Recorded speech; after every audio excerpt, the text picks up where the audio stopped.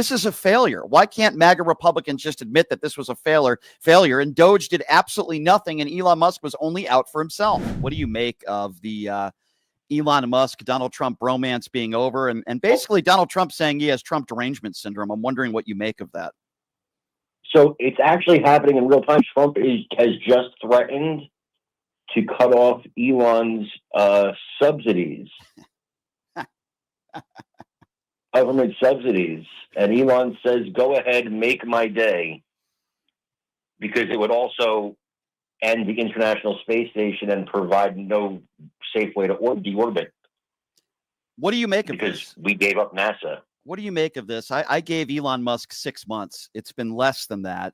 Elon Musk donated somewhere around $300 to $400 million to Donald Trump's campaign, and he makes the claim online today. And I believe what he's saying when he says, if it wasn't for me, Trump wouldn't have won. I actually agree with that. What do you make of that? I disagree with that. I disagree with that completely, because Harris was never ahead, ever. Not one time. Not for a day was she ahead in the polls. So I disagree with that. But I will say this.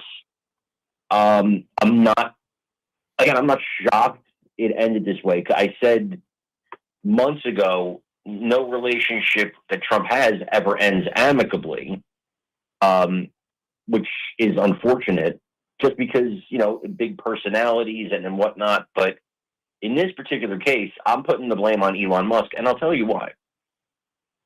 Mike Johnson walked out of a meeting today, and he said he was going to call Elon on the phone. And what I said is, and I don't know if you're reading my tweets, but I said that to me screams oligarchy.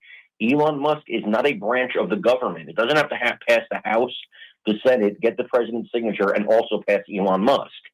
He's not a branch of government. So all this deference paid to him, as far as I'm concerned, is, by the way, he hasn't been barking for the past 2 hours. All this deference paid to him, to me, is crazy. Yeah, you did your part and you were part of government, but you weren't that part of the government, and you're not in government anymore. And I think at a certain point, it's just gotten too far.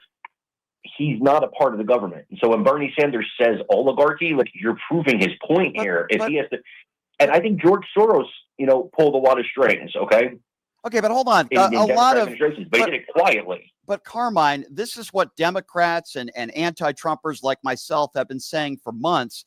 He was not a part of the government, yet he was allowed to have all of our personal information. He had all this power. We were told he was going to save $2 billion. Then it went, or $2 trillion. I'm sorry. Then it went down to $1 trillion. Then it went down to $140 billion. Most people say at a maximum, maybe $70 billion was saved. This is a failure. Why can't MAGA Republicans just admit that this was a failure and Doge did absolutely nothing and Elon Musk was only out for himself? I don't believe it was a failure. I believe it was, I believe any failure from it is because Democrats and Republicans are together on one key thing. They both would like to keep the gravy train rolling. But and neither of them really want to cut anything. But they're the ones who made the promises that they were going to cut $2 trillion. They're the ones who said it. Donald Trump, Elon Musk, people in his administration, we're going to cut $2 trillion. Then it went down to $1 trillion and then $140 billion. How is that not a failure? It's a failure. It is a failure, but it's a failure because, they had their reasons for wanting to do it. You understand?